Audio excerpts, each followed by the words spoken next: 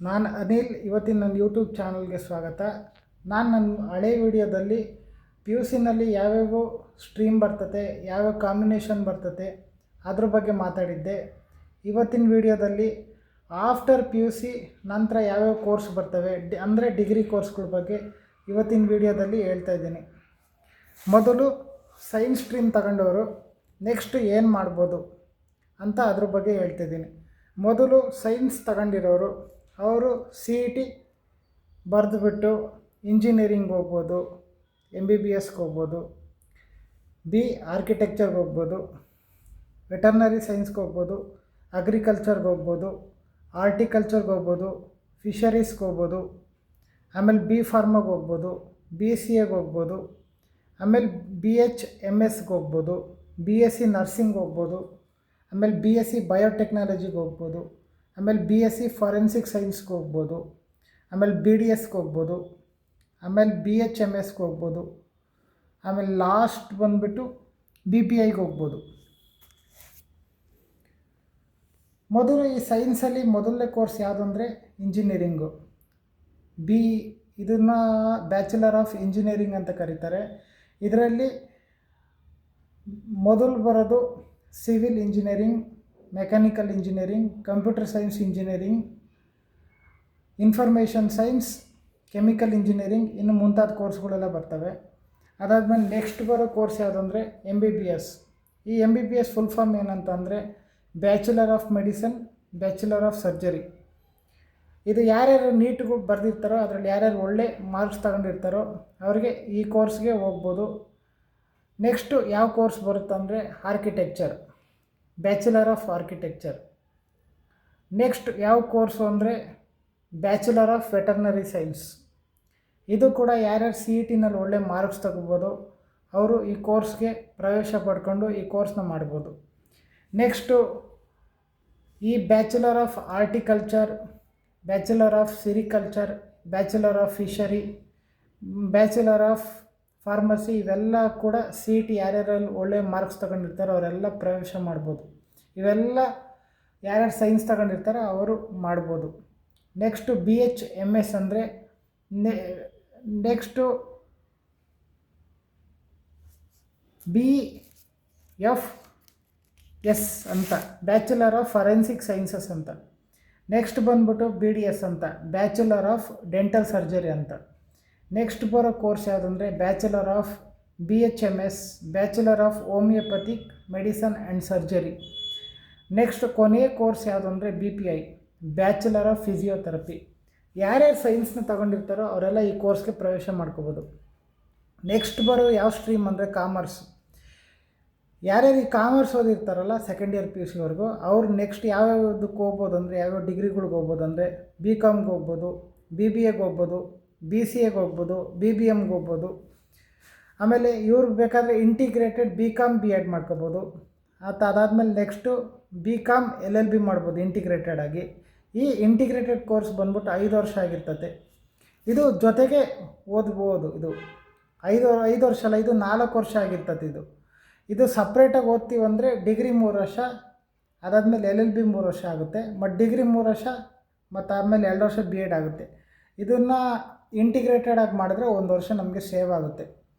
Next ಯಾವ stream ಬರುತ್ತೆ ಅಂದರೆ ಆರ್ಟ್ಸ್ ಸ್ಟ್ರೀಮು. ಈ ಸ್ಟ್ರೀಮಲ್ಲಿ ಯಾವ್ಯಾವ ಡಿಗ್ರಿ ಮಾಡ್ಬೋದು ಅಂದರೆ ಫಸ್ಟು BA ಮಾಡ್ಬೋದು, ನೆಕ್ಸ್ಟ್ BFA ಮಾಡ್ಬೋದು, ನೆಕ್ಸ್ಟ್ BJMC ಮಾಡ್ಬೋದು, ನೆಕ್ಸ್ಟ್ ಇಂಟಿಗ್ರೇಟೆಡ್ BA LLB ಮಾಡ್ಬೋದು, ಆಮೇಲೆ BSW ಮಾಡ್ಬೋದು, ಆಮೇಲೆ BDS ಮಾಡ್ಬೋದು. ಮೊದಲನೇದು BA, ಈ ಫುಲ್ ಫಾರ್ಮ್ ಏನಂದರೆ bachelor of arts. Next BFA, ಈ ಕೋರ್ಸ್ನ ಫುಲ್ ಫಾರ್ಮ್ ಏನಂತಂದರೆ bachelor of fine arts. Next ಮೂರನೇದು BJMC ಅಂದರೆ bachelor of journalism and mass communication. And next 4ನೇದು ಬಂದ್ಬಿಟ್ಟು ಇಂಟಿಗ್ರೇಟೆಡ್ BA LLB ಅಂದರೆ. ಆಮೇಲೆ ನೆಕ್ಸ್ಟು BSW, ಈ ಕೋರ್ಸಿನ ಫುಲ್ ಫಾರ್ಮ್ ಏನಂತಂದರೆ bachelor of social work. Next last ಕೊನೆಯದು ಬ್ಯಾಚುಲರ್ ಆಫ್ DES ಅಂದರೆ ಬ್ಯಾಚುಲರ್ ಆಫ್ ಡಿಸೈನ್ ಅಂತ. ಯಾರ್ಯಾರು ಆರ್ಟ್ಸ್ ತಗೊಂಡಿರ್ತಾರೋ ಅವರೆಲ್ಲ ಈ ಕೋರ್ಸ್ನ ಮಾಡ್ಬೋದು. ಮತ್ತು ಈ ಕೋರ್ಸಲ್ಲಿ BA LLBನೂ ಮಾಡ್ಬೋದು, ಆಮೇಲೆ BA B.Edನೂ ಮಾಡ್ಬೋದು, ಇಂಟಿಗ್ರೇಟೆಡ್ ಆಗಿ ಮಾಡ್ಬೋದು. ನಾವು ಇಂಟಿಗ್ರೇಟೆಡ್ ಆಗಿ ಮೊದಲೇ ಈ ಕೋರ್ಸಿಗೆ ಸೇರ್ಕೊಂಡ್ರೆ ನಮಗೊಂದು ವರ್ಷ ಸೇವ್ ಆಗ್ತದೆ. ಇದನ್ನು ಸಪ್ರೇಟಾಗಿ ಮಾಡೋಕ್ಕೆ ಹೋದರೆ BA 3 ವರ್ಷ, ಆಮೇಲೆ B.Ed 2 ವರ್ಷ ಆಗುತ್ತೆ. ಅದೇ ಇಂಟಿಗ್ರೇಟೆಡ್ ಆಗಿ ಮಾಡಿದ್ರೆ ನಮ್ಮ 4 ವರ್ಷಕ್ಕೇ ಈ B.Ed ಕಂಪ್ಲೀಟ್ ಆಗೋಗ್ಬಿಡುತ್ತೆ. ಮತ್ತು ಈ BA LLBನೂ ಅಷ್ಟೇ. ಈ ಸಪ್ರೇಟಾಗಿ ಮಾಡೋಕ್ಕೆ ಹೋದರೆ 6 ವರ್ಷ ಬೇಕಾಗ್ತದೆ. ಆದರೆ ಇದನ್ನು ಇಂಟಿಗ್ರೇಟೆಡ್ ಆಗಿ ಮಾಡಿದ್ರೆ ನಮ್ಗೆ 5 ವರ್ಷದಲ್ಲಿ ಮುಗ್ದೋಗ್ತದೆ, 1 ವರ್ಷ ಸೇವ್ ಆಗ್ತದೆ. ಇದು ನಾನು ಇವತ್ತಿನ ವೀಡಿಯೋದಲ್ಲಿ ಕೊಟ್ಟಿರೋ ಇನ್ಫಾರ್ಮೇಷನ್. ಇದು ಯಾರ್ಯಾರು PUC ನಲ್ಲಿ ಯಾವ್ಯಾವ ಸ್ಟ್ರೀಮ್ ತಗೊಂಡಿರ್ತಾರೋ ಅವ್ರು ನೆಕ್ಸ್ಟ್ ಏನು ಮಾಡ್ಬೋದು, ಮತ್ತು ಯಾರ್ಯಾರು ಈ ಸೈನ್ಸ್ ತಗೊಂಡ್ರೆ ನೆಕ್ಸ್ಟ್ ಯಾವ ಕೋರ್ಸಿಗೆ ಹೋಗ್ಬೋದು ಅದ್ರ ಬಗ್ಗೆ ಈ ಇನ್ಫಾರ್ಮೇಷನ್. ಈ ಕಾಮರ್ಸ್ ತಗೊಂಡ್ರೆ ಯಾವುದಕ್ಕೆ ಹೋಗ್ಬೋದು ಅದ್ರ ಬಗ್ಗೆ ಇನ್ಫಾರ್ಮೇಷನ್. ಈ ಆರ್ಟ್ಸ್ ತಗೊಂಡ್ರೆ ಯಾವ್ದ್ರ ಮೇಲೆ ಹೋಗ್ಬೋದು ಅದ್ರ ಬಗ್ಗೆ ಇನ್ಫಾರ್ಮೇಷನ್. ಈ ಸೈನ್ಸ್ ತಗೊಂಡಿರ್ತಾರಲ್ಲ ಅವರು ಮೇಯ್ನಾಗಿ ಈ CET ಬರೀಲೇಬೇಕಾಗ್ತದೆ, ಮೇಯ್ನಾಗಿ ಈ ಕೋರ್ಸ್ಗಳಿಗೆ ಹೋಗೋಕ್ಕೆ. ಮತ್ತು ಆಮೇಲೆ ಈ CET ಎಲ್ಲ ಬರೀಲಿಲ್ಲ ಅಂದರೆ ನಾವು ನಾರ್ಮಲಾಗಿ BSc ಮಾಡ್ಬೋದು. ಈ BSc ಮಾಡಿ MSc ಮಾಡ್ಬೋದು, PhD ಮಾಡ್ಬೋದು, B.Ed ಮಾಡ್ಬೋದು. ಆ ಥರ ನಮಗೆ ಇಲ್ಲ ಬೇಡ, ಬೇರೆದಕ್ಕೆ ಹೋಗ್ಬೇಕು, ಈ ಇಂಜಿನಿಯರಿಂಗು, ಮೆಡಿಕಲ್ಲು, ಆಮೇಲೆ ಈ ಆರ್ಕಿಟೆಕ್ಚರು, ಆಮೇಲೆ ಈ BDS, ಮತ್ತು ಆಮೇಲೆ ಈ ಅಗ್ರಿಕಲ್ಚರ್, ಆರ್ಟಿಕಲ್ಚರ್, ಇವು ಯಾವುದಕ್ಕೆ ಹೋಗ್ಬೇಕಂದ್ರೂ, ಮತ್ತು ಆಮೇಲೆ ಇವೆಲ್ಲದಕ್ಕೂ ನಾವು CET ಬರೀಲೇಬೇಕು. ಈ CETನಲ್ಲಿ ಒಳ್ಳೆ ಮಾರ್ಕ್ಸ್ ತಗೊಂಡ್ರೆ ನಮ್ಗೆ ಒಳ್ಳೆ ಕಾಲೇಜಲ್ಲಿ ಸೀಟ್ ಸಿಗೋದು, ಮತ್ತು ಆಮೇಲೆ ಈ ಪ್ರವೇಶ ತಗೊಂಬೋಕ್ಕೂ ಸಾಧ್ಯ ಆಗೋದು. ಇಲ್ಲಾಂದರೆ ಈ ಕೋರ್ಸಿಗೆ ಹೋಗೋಕ್ಕಾಗಲ್ಲ. ಮತ್ತು ಈ ಕಾಮರ್ಸ್ ಸ್ಟ್ರೀಮಲ್ಲಿ ನಮ್ಗೆ BComಗೆ ಹೋಗ್ಬೋದು, ಈ BBA, BC ಆ ಥರ ನಾರ್ಮಲ್ ಡಿಗ್ರಿ ಕೋರ್ಸಸ್ಗೆಲ್ಲ ಹೋಗ್ಬೋದು. ಈ ಡಿಗ್ರಿ ಆದಮೇಲೆ ಬೇಕಾದ್ರೆ ನಾವು CA ಮಾಡ್ಬೋದು, MCom ಮಾಡ್ಬೋದು, B.Ed ಮಾಡ್ಬೋದು, ಮತ್ತು ಆಮೇಲೆ LLBನೂ ಮಾಡ್ಬೋದು. ಆಮೇಲೆ ನೆಕ್ಸ್ಟ್ ಈ ಆರ್ಟ್ಸ್ ಸ್ಟ್ರೀಮಲ್ಲಿ ಮೇಯ್ನಾಗಿ ಬಂದುಬಿಟ್ಟು ಇವು ಬಂದು ಸೋಷಿಯಲ್ ಬಗ್ಗೆನೇ ಜಾಸ್ತಿ ಓದೋದು. ಇದರಲ್ಲಿ ಮ್ಯಾಥ್ಸು ಆ ಥರ ಏನೂ ಇರಮ್ಮಲ್ಲ. ಮತ್ತು ಈ ಕಾಮರ್ಸ್ನಲ್ಲಿ ಜಾಸ್ತಿ ಅಕೌಂಟೆನ್ಸಿ, ಬಿಸ್ನೆಸ್ ಸ್ಟಡೀಸು ಇಂಥದ್ರ ಬಗ್ಗೆನೇ ಓದಿರ್ತೀವಿ. ಈ ಆರ್ಟ್ಸ್ ಸ್ಟ್ರೀಮಲ್ಲಿ ಆ ಥರ ಅಲ್ಲ, ಇದರಲ್ಲಿ ಮ್ಯಾಥಮೆಟಿಕ್ಸ್ ಜಾಸ್ತಿ ಬರಮಲ್ಲ, ಮತ್ತು ಆಮೇಲೆ ಇದು ಅಕೌಂಟೆನ್ಸಿ ಆ ಥರ ಏನೂ ಇರೋಲ್ಲ. ಇದು ಜಾಸ್ತಿ ಹಿಸ್ಟ್ರಿ, ಎಕನಾಮಿಕ್ಸು, ಮಾಮೂಲಿ ಇದ್ರ ಬಗ್ಗೆನೇ ಜಾಸ್ತಿ ಓದಿರ್ತೀವಿ. ಈ ಲ್ಯಾಂಗ್ವೇಜಸ್ ಬಗ್ಗೆ ತುಂಬ ಓದಿರ್ತೀವಿ. ಇದರಲ್ಲಿ BA ಮಾಡಿ ನಾವು B.Ed ಮಾಡ್ಬೋದು, BA ಮಾಡಿ MA ಮಾಡ್ಬೋದು, ಆಮೇಲೆ ಬ್ಯಾಚುಲರ್ ಆಫ್ ಫೈನ್ ಆರ್ಟ್ಸ್ ಮಾಡ್ಬೋದು, ಆಮೇಲೆ BJMC ಮಾಡ್ಬೋದು, bachelor of journalism and mass communication. ಈ ಜರ್ನಲಿಸಮ್ ಆ್ಯಂಡ್ ಮಾಸ್ ಕಮ್ಯುನಿಕೇಷನ್ ಮಾಡಿ ನಾವು TV ಚಾನಲ್ಗೆ ಹೋಗ್ಬೋದು, ರೇಡಿಯೋ ಚಾನಲ್ಗೆ ಹೋಗ್ಬೋದು, ಆಮೇಲೆ ಬೇರೆ ಬೇರೆ ಈ ಮೀಡಿಯಾದಲ್ಲಿ ಬೇಕಾದ್ರೆ ವರ್ಕ್ ಮಾಡ್ಬೋದು, ಈ ಚಾನಲಲ್ಲೆಲ್ಲ ವರ್ಕ್ ಮಾಡ್ಬೋದು. ಮತ್ತು ಆಮೇಲೆ ನೆಕ್ಸ್ಟು ಈ ಇಂಟಿಗ್ರೇಟೆಡ್ ಮಾಡೋದ್ರಿಂದ ನಮ್ಗೆ 1 ವರ್ಷ ಸೇವ್ ಆಗ್ತದೆ. ಈ BA LLB ಮಾಡಿದ್ರೆ ಒಂದೇ ಕೋರ್ಸ್ನಲ್ಲೇ ನಮ್ಗೆ 1 ವರ್ಷ ಸೇವ್ ಆಗ್ತದೆ. ಇದಕ್ಕೆ ಸಪ್ರೇಟಾಗಿ ಸೇರ್ಕೋಬೇಕಾಗ್ತದೆ. ಇದು ಜಾಸ್ತಿ ಕಾಲೇಜ್ಗಳಿರಮ್ಮಲ್ಲ, ಹಂಗಾಗಿ ನಾವು ಇದನ್ನು ಸಪ್ರೇಟಾಗಿ ಮಾಡಬೇಕಾಗ್ತದೆ. ಇನ್ನೊಂದು ಕೋರ್ಸ್ ಬಂದ್ಬಿಟ್ಟು BSW ಅಂದರೆ ಬ್ಯಾಚುಲರ್ ಆಫ್ ಸೋಷಿಯಲ್ ವರ್ಕ್. ಇದನ್ನು ಬೇಕಾದ್ರೆ ಮಾಡಿ ನಾವು BSW ಮಾಡಾದ್ಮೇಲೆ MSWನೂ ಮಾಡ್ಬೋದು. ಆಮೇಲೆ ನೆಕ್ಸ್ಟ್ ಬಂದ್ಬಿಟ್ಟು ಬ್ಯಾಚುಲರ್ ಆಫ್ DS ಅಂದರೆ ಬ್ಯಾಚುಲರ್ ಆಫ್ ಡಿಸೈನ್ ಅಂತ. ಇದನ್ನು ಮಾಡಿದ್ರೆ ತುಂಬ ಸ್ಕೋಪ್ ಐತೆ ಇವತ್ತಿನ ಇದರಲ್ಲಿ. ಹಂಗೆ ನಾನಿವತ್ತು ನನಗೆ ಎಷ್ಟು ಗೊತ್ತಿದೆಯೋ ನನಗೆ ಇನ್ಫಾರ್ಮೇಷನ್ ಇದ್ರ ಬಗ್ಗೆ ಕೊಟ್ಟಿದ್ದೀನಿ.